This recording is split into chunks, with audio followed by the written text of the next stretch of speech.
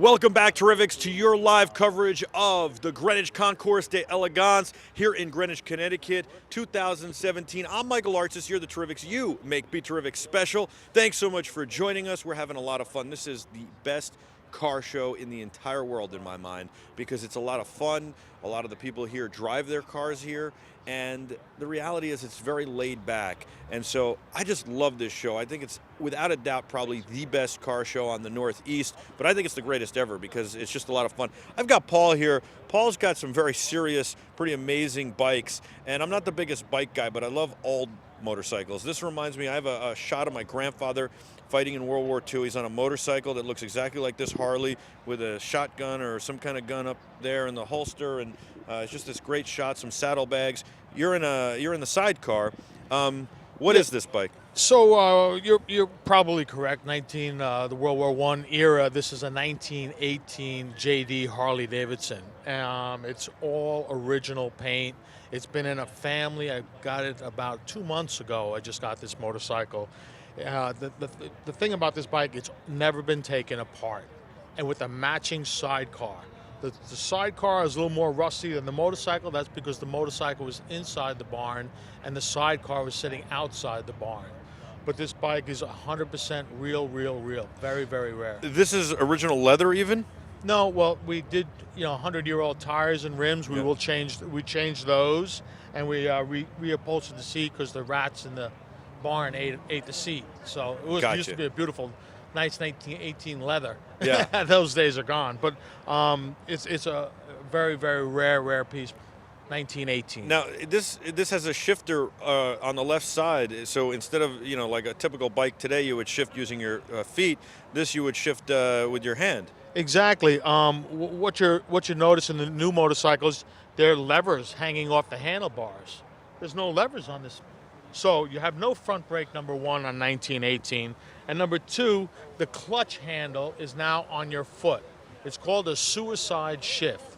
And you use a foot clutch and you hand shift it. We can go around with the cameras on the other side. Oh, they've got them, and we'll show it in a minute. Yeah. I love this. So this is something that would be issued by the U.S. Armed Services back in 1918, 19, 20, 21. Well, this is 1918, and it's got electric headlight, electric taillight, and electric horn. So this is probably the most expensive motorcycle you could buy for Harley Davidson. If it was government issued, it would never have those options. Wow. So, there's a lot of patina on here that we can talk about. Very cool, yeah. And how did you first get into bikes? Oh, 13 years old, crossed the street, and Harley Davidson used to make golf carts. Yeah. I started working on Harley Davidson golf carts. It's been Harley Davidson ever since. Wow. I didn't know that they made golf carts. That's pretty amazing. Yeah. So over here, you can see the clutch pedal, obviously. Yeah, we can demonstrate that quite easily. So on a Harley, it's toe to go. This is your clutch right here on this rocker. Wow. So when you pull up to light, So now, let me ask you a question. If I didn't have the sidecar, and I have to use this foot for the clutch, and the rear brake is on the other side, and I stop on a hill. You probably got to walk the bike to the top of the hill. Yeah, it's a problem. It's a problem. Wow. So I see where they came up with the suicide clutch. Now, there's a kind of a kick pedal, I guess. That's to kind of get it started? It's a completely kickstart motorcycle. Sometimes it kicks in 2 starts, and sometimes it doesn't kick at all. They're stubborn. They have a mind of their own. So you would kick it through, and you can hear it cranking over. And what I'm doing right now is I'm just sucking some fuel out of the gas tank and onto the cylinders so that when I turn the ignition on, spark. But most motorcycles, you'll notice, have 2 hand grips, but both of these turn. What's going on here? There 2 throttles? No. On your left-hand side, you're doing your timing, the timing which sets your points and spark, and this one's doing your fuel. You really had to know what you were doing to drive this. You had to be a mechanic. Yeah. You got to understand the engine and how it works. Does it run? Yeah, it does run. And have you driven it? I drove it yesterday and put it in the truck. Wow. Yeah. That's pretty amazing. Yeah, I've done 3 motorcycle cannonball races across the United States on a 1913 Harley, 1925 Harley. I've done 3 races doing vintage. I really love vintage. And so your family bought this motorcycle about 1918 and kept it in the family ever since, or? No. This motorcycle I got 2 months ago. Oh, I thought you had it in the family, though. A woman's grandfather left it to her. Now she's 65 years old, lives in Pennsylvania. If you notice, this license plate on the back is a 1918 Pennsylvania license plate.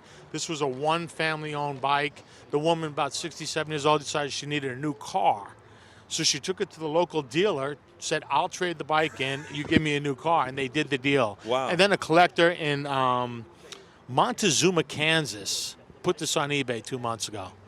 And you said, I have to have this. What does a bike like this go for? Priceless. Priceless. I noticed it's got Priceless. no speedometer, too. Yeah, speed wasn't, you're on dirt roads, 1918. It's not paved highway. Yeah, it's, but Dale walks the wheels through time, is giving me so much knowledge and helped me get this motorcycle running. Well, it took us about an hour and a half, and it hadn't run in 20 years. Wow.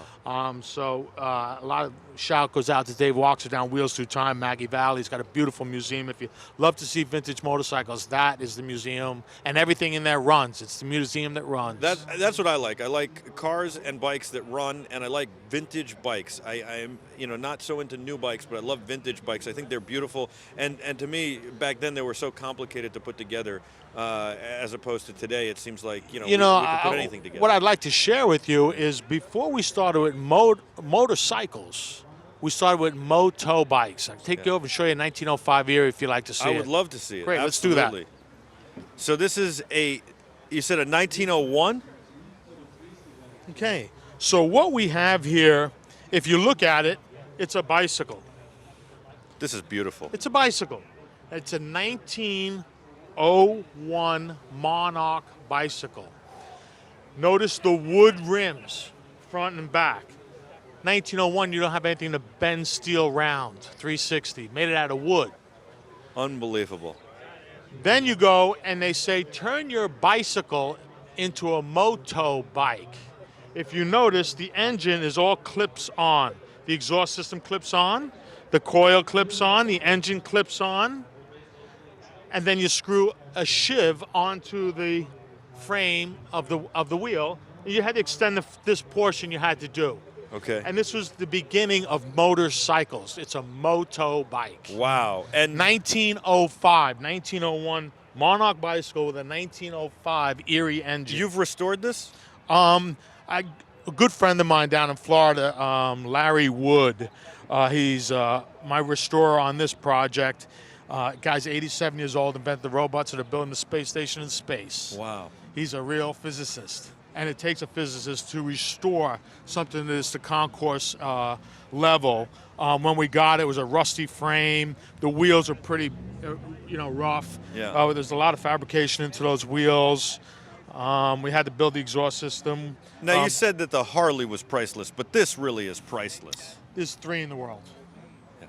Unbelievable. 3 in the world. But And this is a priceless bike, too, because the patina on this bike, Right. the originality. Have Did you you- see the did- license plate? We're going to take a look at the license plate. Can I ask you a couple more questions Yeah, about let's this, go and to we'll this. go back to the Harley? Yeah. So you would where would you even fill it with fuel back then? I guess those little Okay, two so- holes. And how did you? What So happened what when we you got the can motor running? What we can show here is you have two tabs here. Yeah. And you have a horseshoe tank. The horseshoe tank, oil and gas. You would take a battery. This is not a toolbox. This is a battery box. You put your battery inside here. It will be a total loss system where the electronics will not charge up. So once your battery dies out, your spark plug won't light. You're back to pedaling in a bicycle. So Wow. don't go too far from home. The brass on brass conducts the electricity. This is the on and off switch. That's it. And have you ever driven this, ridden it? You know, turned it on? when I everything I own, I ride. Yeah. But this motorcycle, if I ride this and the rim cracks, I can't replace it. Right. So. So. But you've had it running. Absolutely. Yeah. Absolutely. Have you ridden it like 10 feet? Probably across the garage. Yeah. Which is a 50-foot garage. There you go. That's it. You man. got some collection. I did. Yeah, we're doing other things now. All right. All right. Getting back to this Harley, have you talked to the woman who owned it and sold it traded it in? So she traded this for a new car. Yeah. The new car people called a collector. A collector went and purchased it. The collector was out in Montezuma, Kansas. Right, and then you got it from him. Yeah. But I mean, I didn't know if you reached out to the But woman. if you look at some of the Yeah. patina on this bike, you can actually see the original striping and the name on the tank. And then you look at the sidecar, it looks a lot more weathered. Yeah. You see that? Did I say this earlier? That You this- did, yeah. So, but you can see that original Harley Davidson. Look at that original Harley That's Davidson sticker. unbelievable. It's just vaguely there. Yeah. Once that fades off, a couple dollars fell down the drain. Can you? Yeah. I wish you could like clear coat it or something, but No, you can't. no, You got to no. leave it. Yeah. So It's beautiful, Paul. Yeah, great. Thank you so much for My your pleasure, time, for guys. showing us Have this. a great day. Enjoy the Oh, concours. you too. Do you like this show? I love this show. I think it's the It's my greatest show first ever. time here. I've been Really? invited by a good friend of mine, Buzz Kennett from American Iron, invited me here today to bring out 2 of my finest bikes, and I'm glad I came. Great day with my family. My wife and my kids are out absolutely. here. Great family day. Great way to spend a family day. Great weather almost always, and it's just a fun thing. You've probably been to a lot of car shows and bike shows over the years. A lot of them are very stuffy. This is just a nice, relaxed atmosphere. You can get close to the cars and the bikes, and you can talk to the owners. People do demonstrations. This guy does a lot of demonstrations with his bikes. We got to get him on. Yeah, It's absolutely. He's a crazy, good friend of mine, Dave Fusiak. Hey, Dave, how you doing? Hey, how you doing? I'm Michael. And BeTerrific. Dave and I have done the Cannonball race together. You have? And that's where we both found out that we both have the love for antique motorcycles. Wow. So he's a great, interesting guy. He's got some great bikes. I'm going to turn this mic over to him and go enjoy my motorcycle day. Awesome. I was going to throw it to commercial and come back to you, but let's just do it Whatever. now. No, we're Whatever good. works, brother. Cool. Okay, Hey, great. Paul, thank Nice you to so meet you. much. Nice Nice to to meet you. Beautiful bikes. You also have beautiful bikes, and Well, thank you. you've been starting them and giving people I tours. have. So I'd love I to have. come over here. Okay. I'm probably driving the crew crazy. You've got a couple of bikes here? I have 5. 1, 2, 3, 4, 5. A handful. Like Yeah. Michael Jordan collects championship rings. You collect bikes. Yeah, the trailer only holds 6, and 6 is a pain in the butt. So 5 is the magic number. How'd you get into collecting bikes? I did that in another life, I think. I think I was a board track guy. Yeah, Yeah. that's pretty cool. Well, seriously, I grew up on a motorcycle. I grew up racing motocross and went through amateur, novice, expert, and always had a love for motorcycles. And my dad had a body shop, and he always had a love for old motorcycles and old cars. And at one point, it just morphed into one old bike, 1934, which morphed into earlier and earlier. Then it morphed into really the race bikes, which I really loved. And these guys, to coin a really good phrase, on the early racing bikes, golden age of board tracking, 1915 to like 1920, they were the official and real American motorcycle junkies. They were adrenaline junkies, and I think that's where their racing spirit came from. These guys either won the race or they got killed, and it just drew me to these crazy bikes. I was going to say, they look like, every single one of them looks beautiful and amazing. They also look like death traps. They are death traps, yeah. and this one was 100 miles an hour with a crappy leather helmet and a short sleeve shirt. Many of them rode with short sleeve shirts and a tie and polished shoes. I guess it They didn't wanted really, to look dapper. and I guess it didn't really matter if you dropped the bike. Well, you probably would get septicemia from all the splinters, and you would probably die. And they lost about 40% of the riders actually died. In Newark, New Jersey in 1912, they killed 8 people. They killed 5 spectators, and 2 riders collided. The bikes went into the stand. Wow. 3 kids got killed, and That's 2 other terrible. spectators. Yeah. So it was, mayhem, and that's what drew the crowds. It was bigger than NFL football. There were 10,000 people at a board track event Wow. to see mayhem, Yeah. like we like to see today. Well, yeah, we a lot of people watch auto racing for the crashes, and other people watch it for the skill. And Exactly. So this bike has you ride all of them? The pretty ones, you can start at any point, but I have a great wife, and she lets me keep them in the house. So when there's a TV commercial, I can look Wow. at my Picasso, and she says if they don't smell or drip of oil, I can keep them in the house. So the pretty ones are in my living room and my dining room. These I Artwork. race, Washington, Ohio, Davenport, Iowa, the 2 8-valve bikes that we actually flat track those. And you race them. Yeah, we actually race. It's sanctioned by the AMA. What's it? I mean, how fast are you driving? We're doing 55 to 60 miles an hour down the straightaway, and they're you know- geared for a half-mile track, and you can change the gearing and make them go faster, but you need a bigger track. You don't even look like you have shocks. No, it's a hardtail in the back, and there's some suspension up front, but it's a handful. They're very short. They're very squirrely. A longer bike would be better, but they didn't know. They just decided short would be better, and that's what you ended up with. It's a short bike, which doesn't handle that well. But it's crazy for you to get on it today. Yeah, because I'm 6 feet tall, so it is kind of crazy. Now this one has special meaning to you, does it not? It does. Yeah. It does. This is the first actual racer I built with 8-valve configuration. And when you're talking about 8-valve configuration, well, what does that mean? There's 4 valves per cylinder, and you're going, holy mackerel, 4 valves per cylinder? 1916? When did Harley do that? The V-Rod in the year 2000, and Porsche made the motor. So there's 4 valves per cylinder in 1916. So it's a killer machine. One just sold in Australia for just under $500,000. Oof. A lot of money. $500,000 motorcycle is not going to be raced. It's not really going to be started. They started it up, shut it off, and they sold it. Now it's in a museum. This bike is a very good representation of that. It has reproduction cylinders, which allow us to use the 8-valve configuration. No one hears these bikes run, and we can get them out on the track. You can hear it, I can hear it. We all can have fun. And then we can go look at the museum and go, wow, well, that's what that bike kind of would sound like. So the 2 8 valves are my pride and joy. And what's with the handprints on there? When I built this bike, my daughter was 12 years old. She's 27 years old now, and came into the shop.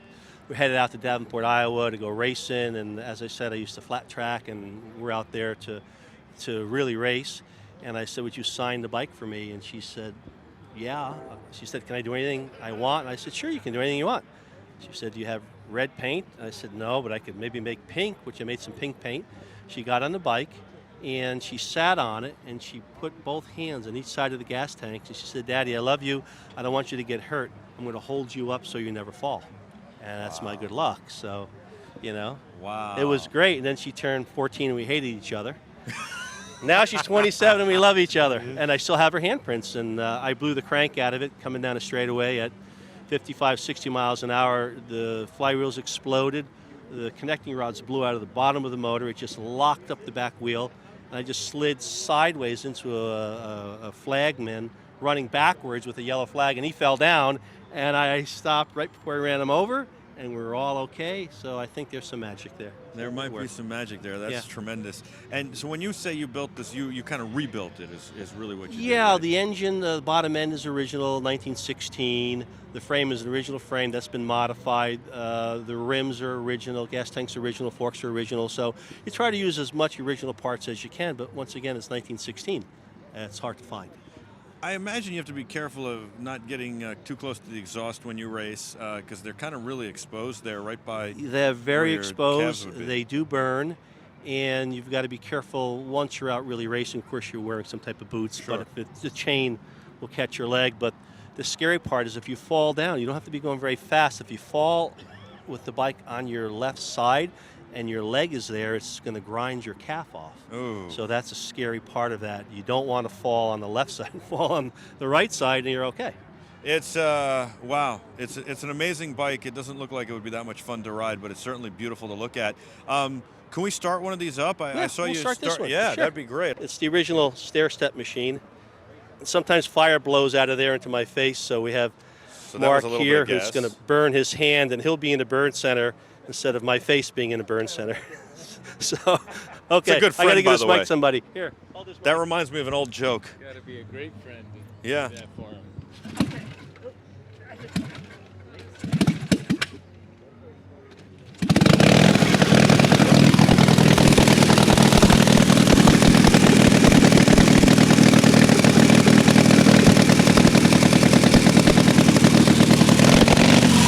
Only live on BeTerrific. You would only see this live on BeTerrific.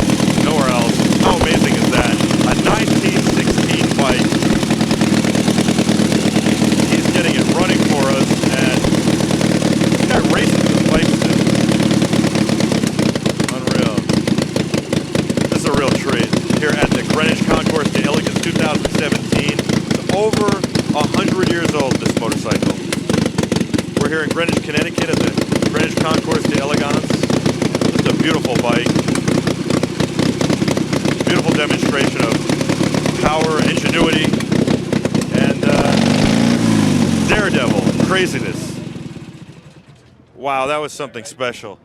I was just saying, this bike How's is, that for 1916 firepower? it's unbelievable. I was just saying that it's a real combination of American ingenuity and craftsmanship and daredevil. Like, it just Yeah, Pure the factory crazy. riders were just absolutely crazy. Well, the thing was, you were making about $250 a year in 1916, and you could win $250 per race in a 1 mile race, a 5 mile race, a 10 mile race, a 25 mile, and a 50 mile. You could make 3 or 4 or 5 years' salary. Right. So these guys were nuts. Nuts. And Harley, Yeah. win on Sunday, sell on Monday. Wow. Right? Wow. Lose on Sunday, nobody wants to buy your bike. Right. So these guys were 18, 19, 20. They were fearless, and they died. Yeah, They died unfortunately. on this stuff. It's Yeah. very unfortunate. And then the technology was a Harley secret weapon, and when this bike was obsolete in a year or two, they destroyed the cylinders. None were ever sold to the public. Wow. And they were all destroyed. Well, it's amazing. Thank you for sharing this with You're us. welcome. And, you want Enjoy. to quickly take us through the other bikes just visually? What they are? Yeah. Okay. Hey, this is a 1913 Flying Merkel. This is a really interesting motorcycle. The engine was in Uruguay, South America. I flew down there to get it. I put it in my carry-on luggage, and then they had to evacuate the airplane. So Wait, you put this in your carry-on Yeah, luggage? yeah, How is about- that? How about many 10 years carry-ons ago. did you carry on? quite a bit. And actually did stop the airplane and bring us back to the gate. I think they were a little concerned. But anyways, 1913 Flying Merkel. Who's Flying Merkel? Flying Merkel is Flying Merkel. That's who they are. That's the company. They went bankrupt in 1916. What's really cool about this bike, if you look at the curve of the bike, the Harley Davidson is a road frame modified to race. Maldwin Jones, this rider, was an engineer and he also raced. If you put this next to a 996 Ducati, a brand new 2017 Ducati, look at the line of the bike. This is the first super bike ever built, 1913. You put the two bikes together, they've got that same curve. Wow. So Merkel raced in Buenos Aires in 1914, 1915. They took first place in both the races. I think they left the bike there. It got cannibalized, and the engine and some various parts are found in a junkyard by some spotters that I pay. They called me and said, actually sent me an email, said, we have for you one Indian, one Henderson, and one Flying Merkel. And I said, no. 7,500 miles south, no. No way. There it is. And then once I researched it in the 1916 sales catalog, they describe winning the two races in South America. And their pictures of the guys are there. And the times are there. And I have those times from archives from Argentina, the same exact time. So I know it's real. And that's where that motor came from. And I think they left the bike there. They never brought it back. They sold it. It's cheaper to sell it after two races, 2 years, than ship it all the way back. And it got cannibalized. And they were trying to make an air compressor out of the motor. And various pieces. And some of it's reproduction. The frame I had to have made. They say they made about 10 of these. And they're all in museums. And the last one of these sold for $395,000, which I don't have. So you have a couple different ways to do it. Go to a museum, take a picture, bring it home, or build one with as much original material as you can. So that's what this is. Engine's Beautiful. real, rims are real, forks are real, handlebars are real, frame and gas tanks in this bike were manufactured. A friend of mine went to the museum, measured the bike in the museum, and hand-built the frame. Wow. That's tremendous. How long did it take to do this? It's about 3 years on this bike. It's beautiful. It's And really the beautiful. engine is one-off. There's a lot of parts on it that aren't on standard Flying Merkels. And people who've done some crank work for me said it's really a special motor compared to standard Flying Merkel motors, meaning it was probably set up much more heavy duty to do the race. How did you get so into collecting them? I mean, people get into know. collecting all sorts of stuff, but I mean, to chase them around the world is pretty remarkable. Because I did this in another life. Me and Mark. All right, so We'll see, when I get on it, I go home. When you get on it and you close your eyes, yeah, then you go home. I've been on it before.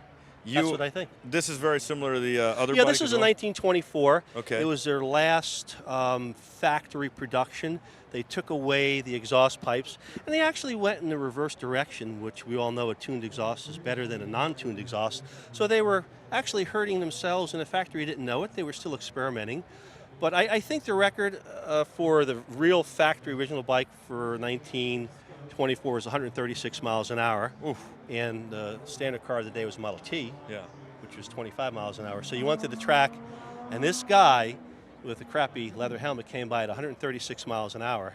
It was just staggering. Yeah. It's just staggering. That's unbelievable even today. I mean, It's you don't. absolutely staggering. I don't think I want to be on a bike at 136 miles an hour. No. I've been in a car. It's Yeah. fast enough. Yeah. And you've got protection around you. Yeah, with this, nothing really. Is this an original bike? This is put together from parts that were found. So actually, none of the bikes have a race history. The reason being, this is 1915 Harley. Harley made 37 of those. So AC Cobra, they made 300. Right. And you can't get any of those. You can't get any of those. So the only original ones that haven't been cannibalized, there's only one in the Harley Davidson Museum, which is a 1915 frame with a 16 motor. So what do you have here? You have a representation of what would have been. Engine is original, fenders original, forks are original. This gas tank I had made, and this is an original Harley frame that was modified just to make shorter, so I could make the representation of what this bike is. This bike motor has a lot of specialties that were added to it, and when I bought it, I believe that this is a privateer motor. This is a stock engine. It's not a racing engine, but it would be what's called a Class B bike. Class A was factory sponsorship only. Yep. Class B would be amateurs who really couldn't afford a race bike, maybe just a stock engine. And Class C would be just drive up your bike, take your headlight and taillight off and go racing. And Class C was the most popular because most of those guys crashed. Sure. And that's what was most popular. And then this bike. This bike is one of the most original bikes I have. It's 1914, they made 12. And what you have here is an original frame, original hubs, original fork, and a set of original gas tanks, and a factory racing motor. This is called an M engine, and they were very, very rare. They're only given to the factory. It has a very special racing magneto on this particular bike. And the bikes came in different lengths, and I'm a good example of that. Most guys think the bikes are all very short, and they are, but I'm 6 feet tall. And if you look at the Harley team, they're lined up one day, there's 7 of them. One guy's 6'6", and one guy's 5'4" or 5'5". Yeah. Shrimp Burns was his name. So a 5'4" guy and a 6'6" guy are not going to ride the same bike. So in some of the photographs, you're starting to see different spaces where the bikes were lengthened a little bit, or the stock frame was not shortened. And this is a longer frame. I did no modification to it. It's 100% original. And the engine is very, very rare. The magneto is called a Baby Bosch. That's a racing magneto. And I found this in a barn in Massachusetts that someone was selling. Wow. It's beautiful. You have a beautiful collection, and I love that your wife lets you keep it in the house, and She it's does. your artwork. Thank you so much for joining us and Anytime. telling us the story of these bikes and your story as well. I love the story about your daughter making sure that you rode safely by putting her handprints on your bike and holding it up for you. Yeah, she was a good kid. She's still a good kid. Great story. Alrighty. I look forward to seeing you next time here, and I think it's a great show, and this is what it's all about. So we're going to take a quick break, and we'll be back with more live here at the Greenwich Concours d'Elegance on BeTerrific. Stay with us.